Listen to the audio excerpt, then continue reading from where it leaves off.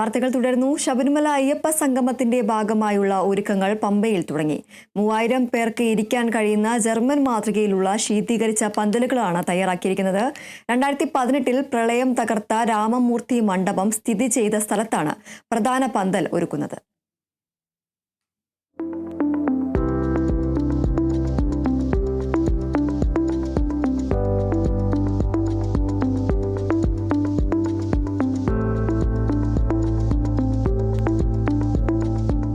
അയ്യപ്പ സംഗമത്തിന് ഹൈക്കോടതി വിധി കൂടി അനുകൂലമായതോടെ പമ്പയുടെ തീരത്ത് പന്തലുകളുടെ നിർമ്മാണം തുടങ്ങി. 3000 പേർക്കിരിക്കാവുന്ന പ്രധാന പന്തൽ ജർമ്മൻ മാതൃകയിലാണ് തയ്യാറാക്കുന്നത്. ചൂടൊഴിവാക്കാൻ മേൽക്കൂരയിൽ പ്രത്യേക സംവിധാനങ്ങൾ ഒരുക്കും. കൂടാതെ പന്തലുകൾ ശീതീകരിക്കും. ഒരു പ്രധാന പന്തലും 2 ചെറിയ പന്തലുകളുമാണ് തയ്യാറാക്കുന്നത്. പന്തലുകൾക്കൊപ്പം VIP launch, dining hall, exhibition hall എന്നിവയും സജ്ജമാക്കുന്നുണ്ട്.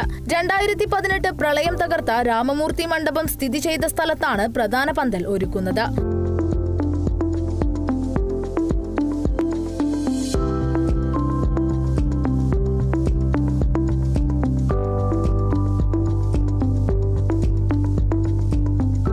'പത്തനംതിട്ടയിൽ നിന്നും പമ്പയിലേക്കുള്ള റോഡുകളുടെ അറ്റകുറ്റപ്പണികളും വേഗത്തിൽ നടക്കുകയാണ്. തിരുവിതാംകൂർ ദേവസ്വം ബോർഡിന്റെ അധീനതയിലുള്ള ചാലക്കയം പമ്പ റോഡിന്റെ പണികളും ആരംഭിച്ചു. കഴിഞ്ഞ മഴയത്ത് റോഡ് സഞ്ചാരയോഗ്യമല്ലാത്ത അവസ്ഥയിലായിരുന്നു.